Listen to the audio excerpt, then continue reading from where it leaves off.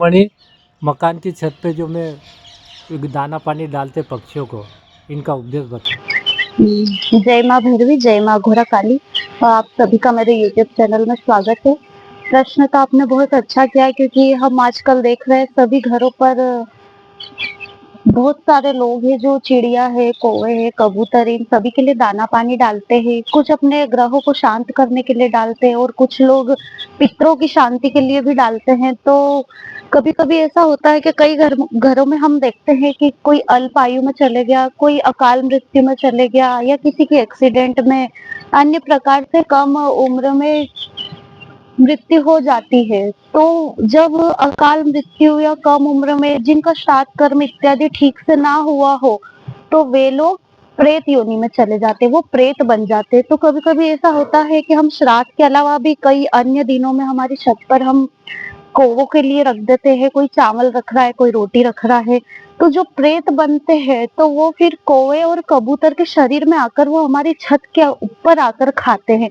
इसलिए विधान है कि 16 श्राद्धों में इनका कर्म इत्यादि किए जाता है। और प्रेत के लिए भी, जो प्रेत योनि में चले गए, उनका विधान अलग रहता है, वो हम कभी बाद में बताएंगे।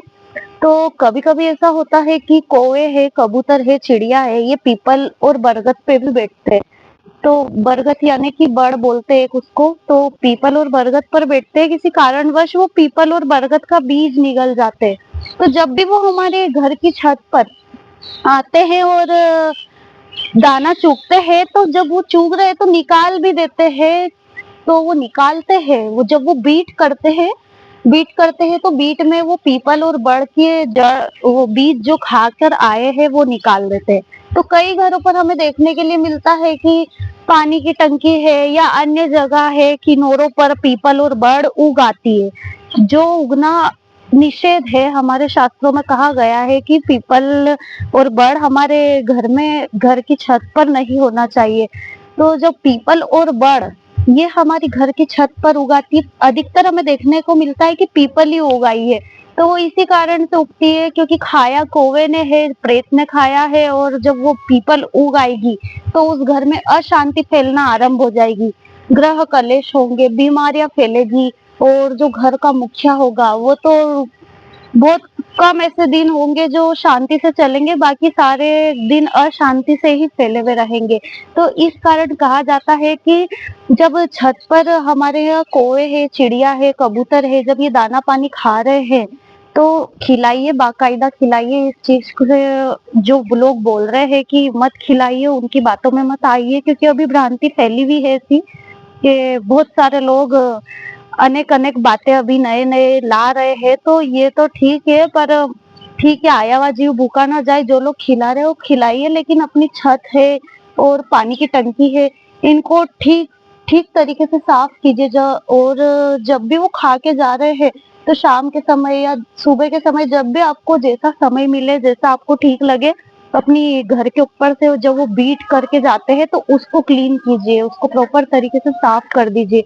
क्योंकि यदि आप साफ नहीं करेंगे तो वो बीट ही वो पीपल का स्वरूप ले लेगी, और जब पीपल घर पर उग आती है तो पितरों की और प्रेतों की शांति कराना आवश्यक हो जाती है।